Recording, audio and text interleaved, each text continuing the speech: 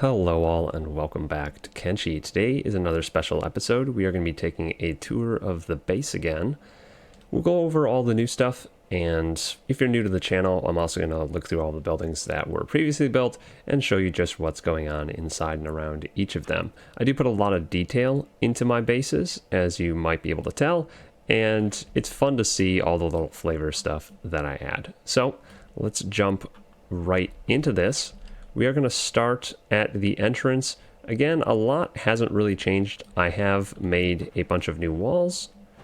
These are not the highest tier wall. I thought they were when I was building them, but I do recall that there were some nice stone walls, and hopefully that is what the next tier up is going to be. We are quite high in the research. If I flip open that menu somewhere right here, research, we don't have any more major core upgrades. We are very close to endgame.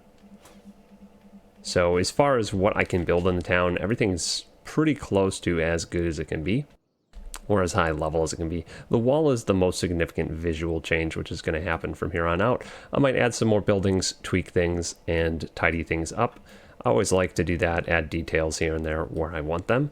But coming in the entrance here, you can see from last time I redid all of the stone and all of the farms in the middle. We also have this new giant building. If you're new to my series, this is where I'm building. We are way up at the top of the map, north of World's End, kind of towards this ghost town. And the reason I picked this region is because it has all of the resources. Everything is great here. So we have stone right on this black spot, that's 100%. All of the gardens here are crop yield 100%, growth rate 100%. Basically, in this entire basin, we have an iron resource over on this side, and I actually added another iron mine close to it because I was running out of stuff. So we have all of that, and if you need copper, I finally did some scouting, and the best place to mine copper here, it's not terribly far from the village, but it is a little bit of a walk, but there are 3 small copper sources right here, so you can get copper fairly easily. It's not great efficiency or output, but you don't need a crazy ton of copper in my experience in this game, so it's more than enough to suit my needs. Back to the village here, some of the other major changes to the exterior are that I did redo all of my iron production and whatnot, and with moving all the farms and repositioning them, I got rid of a lot of the clutter that was in the middle of my village and moved it off to the sides. You can see I actually put the storage on these rooftops, which previously I was not using. So they have tons of storage.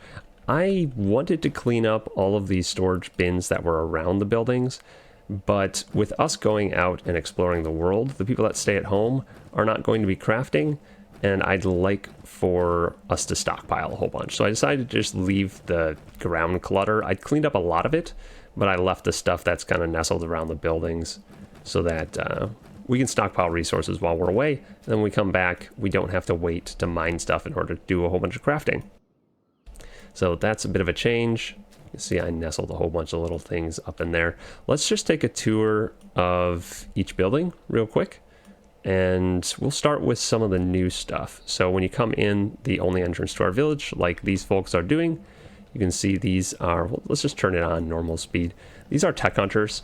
They're going to come into my building, and this is my public building. This is the only public building, and it is our pub. Flip down to the first floor. Come in here. I did decorate a little bit with the rugs that we stole recently. I didn't do a lot of decorating because I found out that it's really hard to just drop items where you want them. So I just did a tiny bit. But we got this counter here. They come here. They buy my food. Yeah, I've been selling a lot of cooked vegetables and whatnot. I don't actually know if they buy the grog, but they do buy the cooked vegetables. So we are passively making a little bit of money, which is always good. That will feed us when we are out and about, pretty much. But in this building, we have a little bit of distilling. We've got the bar here, and a lot of our characters like to hang out in here. I changed the roof for this building. This is completely blank last time, but now we've got some sleeping places for people that come and visit. We've got a bolt storage, which is cosmetic because you don't actually need bolt storage for harpoon turrets, but I like the concept, so I always add small details like that. And we have a couple harpoon turrets up here. I don't know why this one's facing backwards right now. Someone must have been cleaning the barrel. But yeah, this aims down at where all the cannibals come and visit us. And we can shoot them from this top of a building and also from this one. So we've got good kind of crossfire coverage to shoot at them. And if any of them are knocking on our doors, we can shoot across and try and kill them that way. So I thought that was kind of cool. I added these little bits here. This is additional storage for our building materials and a couple sitting boxes. I like to add tents in as many places as possible because I feel like that would get used. This building, I finally picked a purpose for it. This is our distillery, our brewery. So we've got all the different types of alcohols we can make in here. I added a little bit of storage for the base materials, a couple shelves. We have a water tank because we need that. I also think it looks really cool. And I added the rain collector up top. Again, mostly for looks. We don't really need it here because our wells have 100% water efficiency or more. But I like the way these big water tanks look, and this just kind of adds to the nice feel of the distillery. In this building, this is not changed. This is just building material storage for this right here. I moved our stone processor from a randomly angled in the middle of the region over here back into the corner, and we've got a little bit of a tent to cover people who are working on it. It's also a proper, mostly automatic one, so it only takes one worker. Minimal workers for most of this stuff. It's just one for that, one for that. Now that we have gotten high enough, the townsfolk, the people that I don't take out on missions, they should be able to run the entire village with probably even fewer than this. And they aren't going to be running the stone refinery anytime soon because I'm pretty sure we have 600 building materials stockpiled around here, at least. So we got that. Our wheat fields are now over here instead of over there. Our wheat fields used to be here, and we had 3 of these vegetable farms over here. We don't actually need 3, so we just have 2 and 2. So I put the wheat over here. We got wheat storage. The wheat is right next to the automatic grain silo, so when they're offloading the wheat fields, they actually put it right into the silo, which is kind of nice, and then they start filling up these barrels. So that does mean we're not making grog as fast because we are more efficiently using up our grain in the wheat silo and then to the bread oven, which is over against this building here. This tower, we're going to go through this tower. Well, we might as well do it now. This is right in the middle of our village. I really wanted to add some sort of new large building in here. And I like the towers. Towers are cool. And it gives us a good vantage point over everything that's happening in the village, in the little battle arena. And once we get the top tier turret things, harpoon things, I think they're like double barrel or something. I'm going to put those up here. And then that is what we're going to shoot at when people come in. So we'll have a couple more up here. And then we'll try and defend against the raids that come of cannibals. We're in the Cannibal Plains. So we get 40 odd cannibals showing up every couple days. And it's kind of annoying to deal with when I only have 10 people. When everyone's here, it's not an issue at all. We make a pile of their bodies, and by the time they have decayed and disappeared, we're getting another raid. So it's probably going to be soon because these bodies are almost gone. It's a perpetual thing here in the Cannibal Plains. There's always just cannibal bodies. I do have a thing set up to burn them, but I don't like keeping that on because I worry that I will end up burning one of my own people, and I like to bury them properly and not just melt them. So we've got that going on. This tower is basically just a loot tower. This is where we're hoarding a bunch of loot. The first floor is foodstuffs, medical, one of each type of alcohol. It's like one of all the different edible or drinkable things. Some generic food storage right here, which gets filled up because it's right across from our kitchen. And then we've got our fuel production. Biofuel. So we didn't have this before, so I figured I'd add it. That was kind of an afterthought.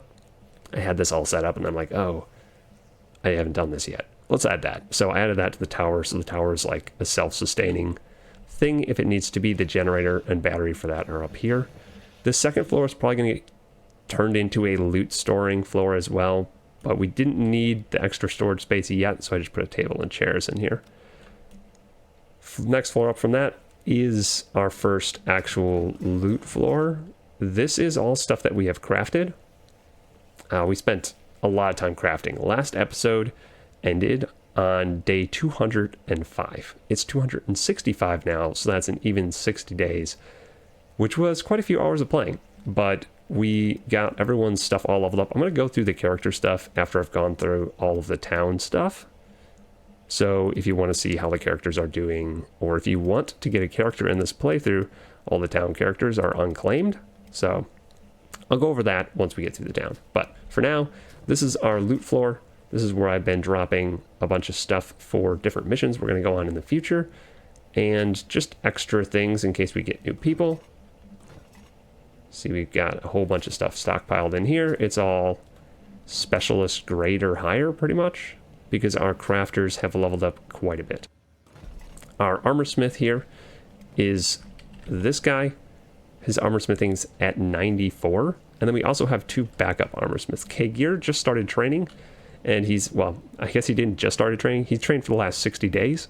So he's at 76. And Heron also trained. She's at 84 somehow. She ended up higher than him. They both had 0 about 60 days ago. Our weaponsmith is Abuela, and she's at 91. So we're making very good gear. It's nice to see all these edge type ones, these yellow text weapons. And these are just the ones that are stockpiled. Our characters are all also kitted out with edge type 1 weapons, which are the critical success weapons, which means we had to create a lot more than we actually needed. I'm keeping some lower tier long swords. I need to find the blueprint for long swords still so I can make offhands for all of our people that are using sabers. I like to have saber offhands, but for now we've just got a bunch of extra short cleavers and different things like that. So we got the loot floor. The top floor is just a little bit of lounging area, and eventually is going to have those turrets and probably a bolt box here as soon as I add the turrets, because I like to add that little bit of detail. Moving further this way through the town, this area was completely redone as well. I had to dismantle a ton of stuff in the middle of town. It was kind of a big project, but I really enjoy doing things like that, and I enjoy the results. Like, I'm super satisfied with having things organized nicely. I added a little campfire ring. A lot of people actually hang out here when they don't have jobs because it's right in the middle of town, and I kind of think that's cool. So got a couple seating boxes back here. I realized when I was building this campfire, which is one of the last things I did, that the boxes, they sit with the open part to their back, and they seem to always do that, unless maybe there's a table nearby, but I'm pretty sure they always sit with the open stuff to the back. So there are a few places around town where they sit facing a wall. Like this was one of the earlier things I built. And yeah, these people, if anyone sits here, they sit facing the wall. But it's okay because you don't see them because they're underneath the tarp. So I've left it for now. Eventually, those are the types of things I will go back through and I will fix. And we actually did a ton of that since the last playthrough, but there are still some things that escaped me. Over here, this little building used to just be our storage for our sparring weapons. I guess I can look at the sparring arena real quick. Not much has changed in here. We have done a lot of practice battles though. So part of the character improvements is that I took all of our new characters in, and what I would do is I would let one of our prisoners out, I would fight them 1v1, beat them, put them back in, let the next one out, and just keep doing it in a row. And I would do 3 or 4 rounds of that with each character, and that got them up pretty darn high. Though that also has been leveling our cannibals that we captured. So our cannibals are getting pretty high, so if we get any new characters, they're going to absolutely get smashed by these cannibals. So we need to get new ones. And I just noticed right now that we actually have one that's dead. And I know why that happened. This is the first one that has actually died. I forgot to heal him. And it was because I had a guy in here practicing, and we got raided by cannibals, and somehow people got shunted through the walls. So I ended up with kind of a bad situation going on in this region. And I just threw the cannibal back in that I was sparring with, and I forgot to heal them. So normally I will fight them, and then I will also heal them with the character so that I can train their field medic, and so that our training buddies don't actually die. But it's not the worst thing that this guy died. I did to capture him again and put him in. So yeah, we're going to swap him out. We'll capture a new cannibal, and that'll be good because then we'll have a lower level cannibal for our new characters to start training with. Because, yeah, these guys are getting pretty tough. It's good for training up to the 30s, because they're also getting kind of higher and you just train better against stronger opponents. But for training when you have 1s across the board, you're going to absolutely get smashed. And I did go through and I fixed all of these guys' gear. If I just open this door, grab somebody that's kind of around here. There, Plank, come over here. Have him run over here real quick. Close the door. Sorry, Hot Long, so you can go back to work. Loot. You can see that I actually upgraded all of their gear so that they're in full specialist gear. I know people always say put them in heavy armor, blah, blah, blah. They take less damage. Yeah, that's fine. This is what I had excess of, so this is what I gave them. And it works fairly well. The blunt weapon, this weapon does the least damage that I think I can get away with or make. But the blunt damage, I've found that now that these guys are stronger, when you get damaged, it ends up a gray bar, not yellow. So you actually, it feels like you take longer to heal and you actually go down faster because you can't like bandage it. Yeah, I don't know. It's a little bit weird. I'm not sure how I feel about that. I think I'm going to keep the blunt weapons on these guys because they do deal the least amount of damage out of anything that I can craft, I'm pretty sure. So that's fine and all, but I don't know if you've got a better strategy or an idea for them using different weapons, let me know. Because I'm not sure if that is exactly optimized. But yeah, most of them are cannibals. This is also where we're keeping our slaver boss. He's kind of our test guy. He's pretty strong. So he's got decent stats across the board. So if we can get new people up to the point where they can beat the slave boss 1v1, that's pretty solid. And I do have my characters use the training weapons, which just for flavor, I decided to make them all with Zach. Zach is our martial artist. He's actually the only martial artist we have right now, so he doesn't use weapons. He also had a 0 in weaponsmithing, which makes sense to me because he doesn't use weapons. So he's like, what is weapon, right? And I had him craft all of our things. I did most of the crafting with our main crafter, and then at the last second I swapped to Zach and had him finish him off. So all the Zach weapons are our training weapons for our characters, and I give them those trashy ones so they can train in their respective weapon category, but deal as little damage as possible so they can get as many hits in, and basically do that nonsense. Get as much training as possible out of each of them. So that's the little battle arena. It's like a little coliseum. In the future, I actually might shorten this so that I can add more buildings over here. I did have to add another wind generator, and then I realized I could upgrade them all, so it turned out I didn't have to add it, but I'm going to keep it because now I have it, and eventually we're going to need more power because we're going to want to add some hydroponics so that we can actually make our own sake, which we can't do here because we don't have the proper environment. We have a green environment here, and I think we need like a wet environment or something, I don't know. But we can do it with hydroponics, so that's what we're going to do there.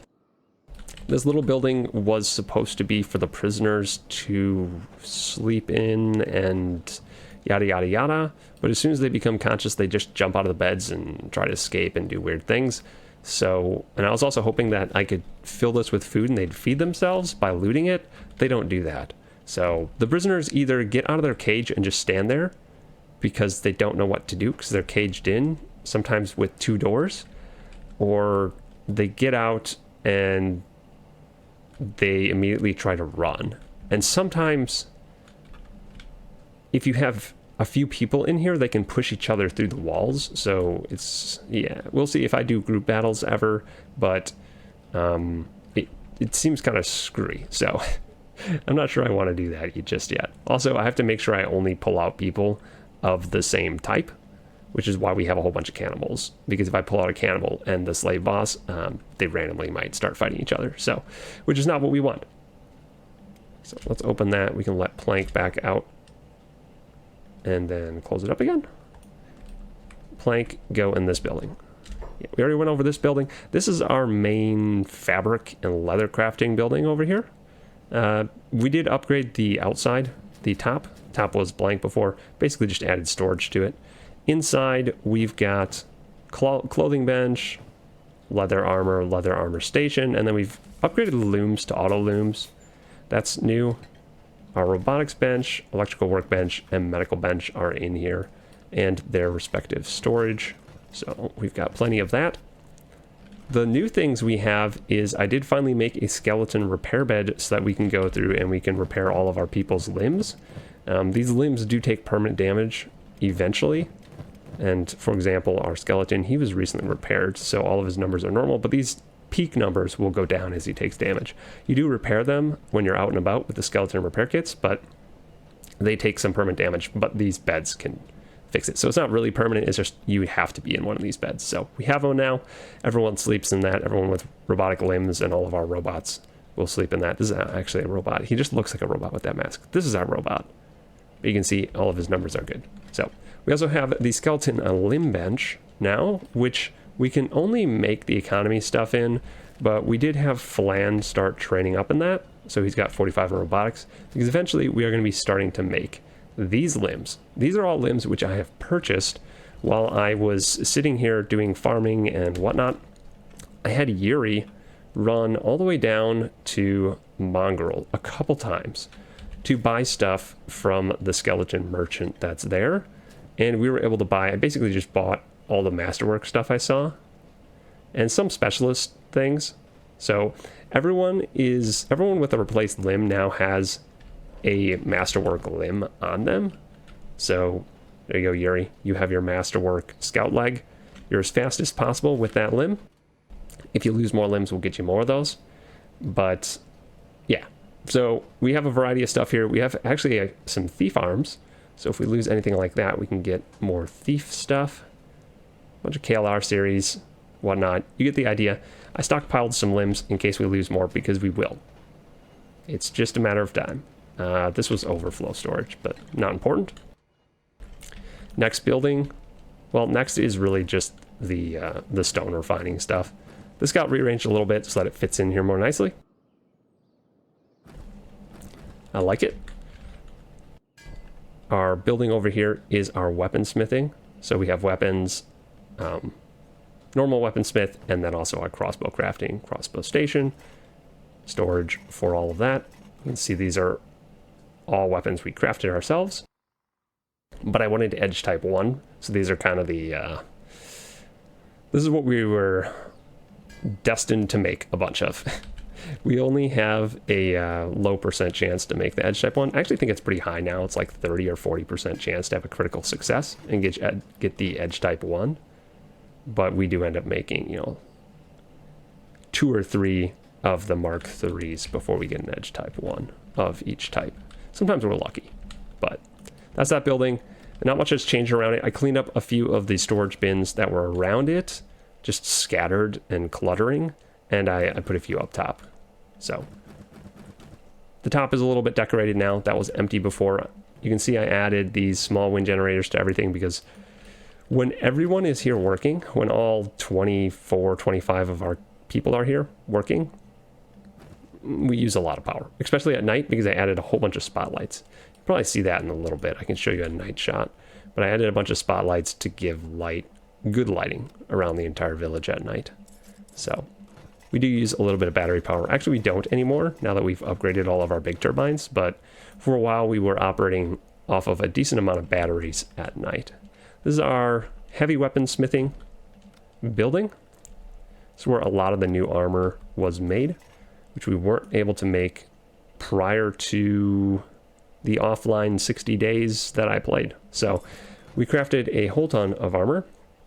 See, I'm kind of just stockpiling some random stuff here so that I can continue training up our guys. Plate beating station over here. And then, of course, chainmail is also in this building, and a whole bunch of storage with even more storage up top. A little bit of decoration, and everything is well lit. The rest of these buildings, so like this main row of buildings hasn't really changed much. These are all buildings which were there before, so I'm not going to go through them in detail. This is our training facility. This is where all of our new members come to do their basic training. And I did go through all of our characters finally and make sure that all of their lockpicking, thievery, and even just a little bit of assassination on some people, well, actually a little bit on everybody and a lot on some people, that was all trained up in here. So that's what that is. This is a storage warehouse, a little bit of power, a lot of food, and little extra bread baskets, a random storage thing like that. This is our So we have a pub that's over there. That's our public pub. This is kind of our private lounge slash pub. This is where a lot of the characters hang out when they don't want to really be in public, but they want to be around other people. They want to be with other people from the crew. As you can see, people kind of mill about in here when they don't have work to do. So it's kind of nice. Some food storage. This is also where we have buried the bodies of our fallen allies. I am not reloading saves as much as I can. I mean, I've done it once or twice when it was bug related or something happened that was unpredictable. And yeah, usually just bug related stuff. So when people die, they die. And I bury them. And it's sad, but we move on. And it's good. But we keep their legacy here to remember them. And it's kind of nice that it is in the lounge where people can hang out and they can... The fallen can enjoy spending time with the living still. So that's where that is. This is our bunkhouse. This has not changed at all. It is where we create all of our food and where everyone recovers when they have had injuries. It's nice and close to the front door. A lot of our battles take place right here, as you can see, because that's where the cannibals run in. Because I like leaving the doors open. If I shut the doors, I need to like change the settings for public and everything. Otherwise, I'll have tech hunters just banging my door down because they want to go buy a drink, buy some cooked vegetables. So I just leave the door open and I invite the cannibals in for a chat. That building hasn't changed. This building, I decorated the top of this building. This was completely empty before. And as I said before, I added a couple of these harpoon turrets. Inside, this is just our research building. Research, I guess I still have a few limbs that are in here. And this is where we drop off loot when we come back from an adventure. So it's just a bunch of random storage boxes and a little carpet because why not have a fancy rug? That is pretty much everything, I think, for the village. Yeah, that's pretty much everything for the village. So we're going to move on to characters. If you're new to the series, I stream playthrough of the series. I pretty much stream everything except when I'm doing town building for like 30 hours off stream because there's nothing really interesting that goes on during that other than me slowly rotating things, placing them, pausing the game a lot, and micromanaging. So normally I do a stream and we take part of the crew out and we go out and we explore a part of the world and do something fun. And the stream ends with us coming back and stopping at our village or at some other town, kind of at a good save location, right? And yeah, that's all streamed over on Twitch. Link for that will be in the description of this video. If you want to hang out and chat with me while I'm playing, you're welcome to do so. But then I take all of the streams and I put them on this channel as episodes. I don't do editing for those, so they're just as is. But if you want to keep up with what is going on, that's a good way to do it. And all of these named characters here are from stream viewers or YouTube viewers. They say, hey, you know, if you want a character, I'm open to making characters for people. Just let me know what you want, you know? Like, just pick a character. If you want a character that I already have, all of the town characters are unclaimed. So any of these are up for grabs. You can be like, hey, I want to turn this person, change the name to that, and you can tell me everything about them. The more you tell me about how you want your character set up, the more, like, I'll do it. The more I will do. So I like having a lot of flavor. So if you want to be highly detailed, that's awesome. It gives me objectives to work towards. For example, Amaltraz over here wants to have crab armor. I've never seen crab armor. So we're still looking for that, but you can pick weapon classes. You can tell me what types of things they want to specialize in and what type of gear you want to wear, and I will work towards that. And eventually we'll get there. Right now, there's only a couple characters that I don't think I've gotten completed. One of them is Amaltraz because we just don't have it. And I think Carbon Chili once plated Drifter's leather pants, if I remember correctly. And we don't have the recipe for that yet. So as soon as we have the recipe, we'll get the proper pants for him. But yeah, it's fun. And it's fun for you to see your characters in the playthrough as well. I have a character. They were sitting out for a little bit because I got a bunch of people killed and they felt bad. But they're going to be back with the away crew starting next episode. And now let's just go through where the characters are at, kind of. One of the things I did while having everyone at home here and working is I set literally everyone to sneak for about 15 hours of me playing this game. So I don't know how many days it was in game. It was probably 30 or 40 days in game.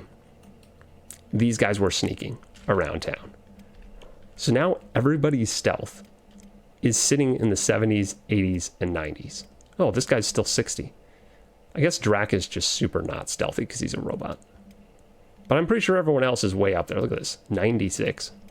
So our stealth situation is more or less cured. The only reason you're not going to be stealthy is if you choose to wear full samurai armor or something like that. That basically just removes your stealth score. Yeah.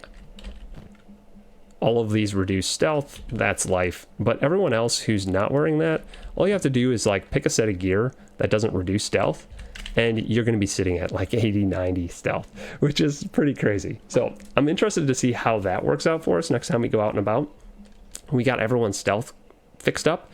As I said before, our new characters, I took them through the battle arena many rounds, and everyone's up in like the 30s now for their weapon attack, or the weapon type, their combat attack, and melee defense. And also, I even did that for Sand Assassin. Sand Assassin, I'm having be a sniper, because I think that's kind of cool. We don't have one yet.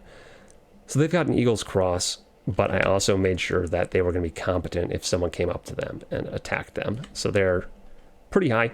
I mean, 30s is, that's solid. They can take care of themselves. Pretty good in most places in the world against a lot of the shenanigans. Now, we are not super strong, so against really strong opponents, it is still going to be a bit of a struggle for us, but some of our characters that have been around for a while, I think Flan's the first one to hit 50-50-50. Emiltraz has been in the 50s for these two for a while, but they're not quite in the 50s for heavy weapons because they were using sabers before. Flan has been around for a long time, just katanas. So we're getting in the 40s, 50s, and we're at least in the 30s for everyone. Zach's our martial artist, so relevant skills are dodge, martial arts, and I had him carry around a whole bunch of stone while we were doing this for a couple hours to increase his strength, because his strength was not great, but I think it was like 25, and now it's almost 45, so that's a significant improvement. Most of the other people haven't changed a whole ton. Like I said, I had some people doing respective crafting. Flan was doing robotics. Heron was doing armor smithing. Kagir was doing armor smithing. And then a lot of other people are just doing random stuff. Abuela's our weaponsmith. Dagath Jin is our armor smith. And everyone else was just laboring or doing farm work of some sort. Pretty sure. Shifty does field medic. I have him running the medic station. It was part of his penance for getting a bunch of people killed. He became a medic. He grows food now, and he makes medicine. So I might actually have him, the next couple adventures, I might just put him on passive and have him just run around healing people during battles. I think that'd be kind of interesting. I don't know if that's a thing. I just think thematically for his character, like, I still carry a weapon, obviously. I'm not a complete pacifist, but yeah, I don't know. I'm thinking about it, you know? I'm thinking about what if he focused on being a medic over being a combatant. So we'll see. Maybe I'll do that. And that's not something he was originally doing. It's just something that the way the playthrough went, I decided to change how the character was played. So I like reactive things like that. For the rest of the characters, I'm just going to flip through stats real quick. You can pause it if you want to see more details on how your character's doing, or just to get a feel for how characters are in general in my squad. You got Flan there, Heron up in the 40s, doing pole arms. Kenpachi was doing a range of different weapons, but decided to go back to focusing on katanas. So he's at 37 there, 50-51. Pretty darn high. And he's in full heavy armor. So he's pretty tanky. Yuri is our speedster. He is the fastest man alive. At least that's his goal. He's getting there. Let's see, what's his running at? Where do I see these stats? Athletics, 92. So 92 is pretty high. And then if you add in the fact that he's got this limb here, another 38%, he might have our highest cumulative athletics score. If not, he's getting there. I use him for running to and from towns and carrying people around and fast transport for a lot of things. That's why he's got the trader's backpack, because he is our runner. John here is getting up there. He's another heavy armor Nodachi wielding guy. Actually has quite a bit in blunt weapons. I guess he was training blunt before he switched to katanas. Zach's our martial artist. Getting close to 40. Hopefully after the next couple trips out, he's at 40. That'd be cool. And then we'll have to zoom in on him while he's fighting to see his little stick arms flailing around and beating people up. Drac is doing hackers. He's got a little bit of stats and everything, you know? Sark is one of our stealth people. So he has stealth limbs and a stealthy set, as you can see. And he's getting up there. He's getting close to 40s. He's almost at 40 for all this stuff. He's a newer guy. K-Gear is relatively new, but we trained him up in the arena, and he has his heavy armor set now. Pretty much all masterwork or specialist. And he decided to go with the foreign saber. He switched that up from the desert saber to have the maximum defense possible. Kagir is Ban's character. Ban is, or was, my co-host on this. Hopefully we'll see him back to co-host again. He's just been busy with other stuff recently, so he hasn't been around. But I got Ban's original character, Ban, killed. So Kagir's his second character, and he doesn't want it to die. So heavy tank. Cassandra is our artist character. So the person that does the thumbnail character art, that is their character. I also got their original character, which was Dallin's, killed. Now it's Cassandra. They're the spiritual successor. She is still using Dallin's original katana. That is going to stick with her. And I think that's a new hat, but it's the same style. They've got a little bit more. They're using the naginata, which is what I like to call a katana on a stick. So it's slightly different from their original character, but they've got the stuff. They had a little bit lighter armor before. It was kind of similar, but it was lower level. Now everything is specialist masterwork grade, and decided to go with the black plate jacket because it doesn't reduce stealth and it has a little bit better defense. So hopefully I can keep them alive. They're going to be, I think this person is going to be training as my thief. They only have 26 in thievery right now. I think Flan has the most. I don't know, 28? Maybe I don't have someone with a ton of thievery. It's either Sark. Yeah, Sark and Flan have the highest, but she's not far behind. So we're going to train her up to be our master thief, I think. Yeah. Emiltraz is our big tanky shack.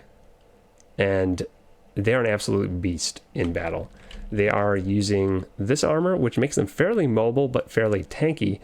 And they have a plank, and they just swing that bad boy around and absolutely wreck things. They've got pretty decent stats in pretty much everything.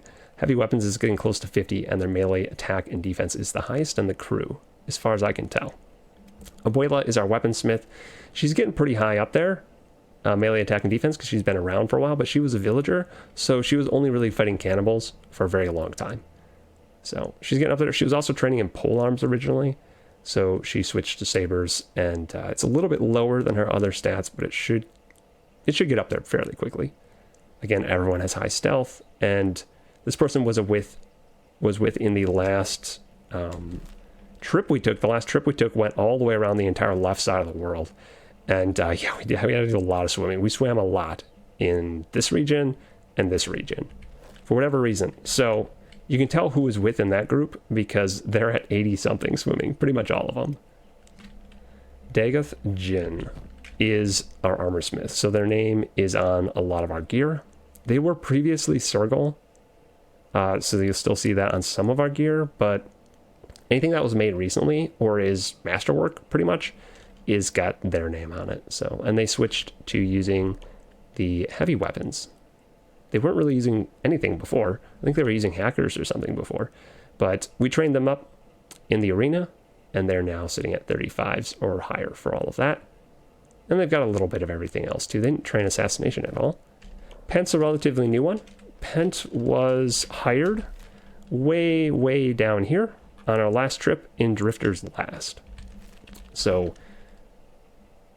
Pent's relatively new, but a few rounds through the arena, and he's kind of doing decent. You can see that he's still got ones in a lot of stuff, but I did train him in lockpicking. Pretty much everyone now has at least 20 in lockpicking, so they can save themselves from cannibals if need be. And everyone has a little bit of stealth too, so they can escape, stealth, run away. Pretty good deal. Sand Assassin is a very new character. I think I made them in the most recent episode. So they had basically nothing. I think they joined us. I think they were an escaped slave that joined us. I could be wrong about that. It's now been about a month for me out of game. So yeah. Either way, we trained them up in hackers just a little bit, but primarily they are training their crossbows and precision shooting because they are going to be our sniper assassin. And I also trained up their assassination really high. The way we did this is when the cannibals come into our village, we knock them all out right here-ish, right in the middle where these bodies are laying. I then shut the door, and for some reason when they get up, they just go stand by the door. They don't try to knock it down from the inside to get out. They only really knock it down from the outside to get in. So we'd be sitting here with like 20 cannibals, 20 or 30 cannibals, just milling about. And what I did is I just put him in sneak while everyone was sneaking, right? And that's also partially why we trained up our stealth super fast, because we always had cannibals just milling about in town to improve our training for the sneaking. Because like if you're nearby enemies, you train faster. So they were just there and we were walking back and forth by them all the time. But I'd have him go up and just knock out every single of like the 20 cannibals standing here. And by the time he was finished knocking out the last one, the first one was getting back up. And when you stealth KO things, you don't damage them. So I just did it. I just kept doing it. So it was just like round after round after round after round of knocking everything out. Yes, that's a little bit gimmicky, but I only did it with one character, and they're a relatively new character. And now their assassination is way higher than anybody else's. So they're our official assassin. Flan was training his up for a while when we were at the slave farm. So he's got the second highest. But yeah, Sand Assassin, fittingly, is going to be our assassin. So that's kind of cool. Carbon Chili is a new character. This was Fish, I want to say Fish from the slave farm, the guy that was crawling for forever in that episode and finally got up and joined our crew. They became Carbon Chili, and they are going to be a katana wielding guy. What are these guys called? Stickman? I just call them Stickmen. Hiver. Katana Hiver. So that's him. I think we gave him a really long neck. Yeah, that's right. Look at that neck. The longer the neck, the stronger the character. 100%. That's how real world works too. You ever see a giraffe try and kick something? It's not the power of their legs that gives them strength. It's the power of their neck. Anyway, so we've got Carbon Chili here as a relatively new character. And then I just moved Shifty back from the town crew to the away crew. And we're going to bring him with on the next one.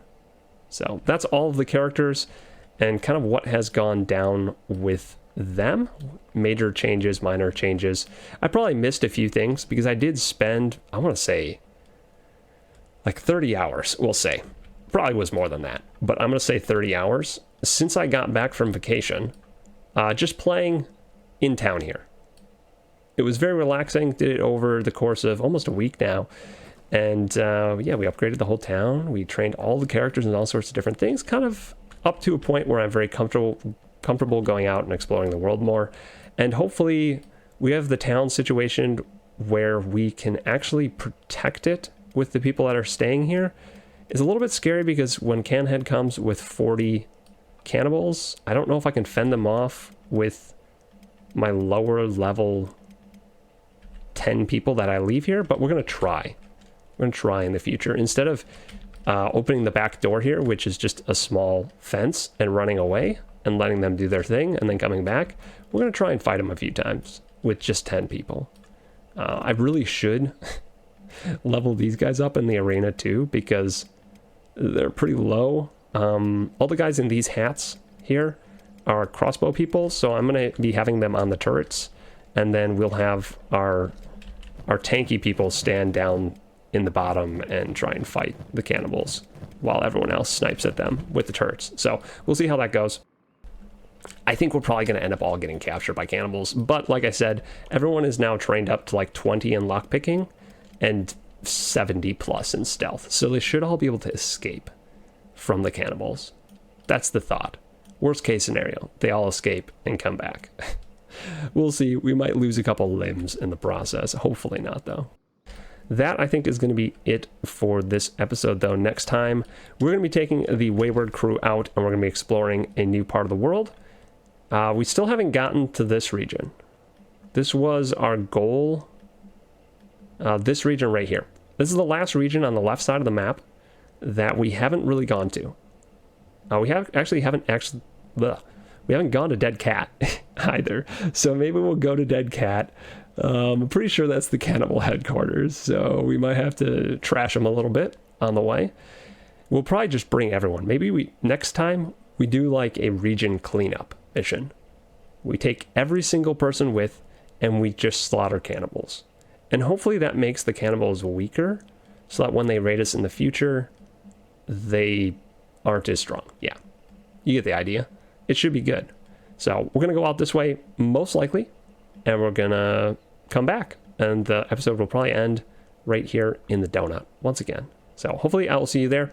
If you want to hang out while I'm actually playing, that will be streamed over on Twitch. Link for that is in the description.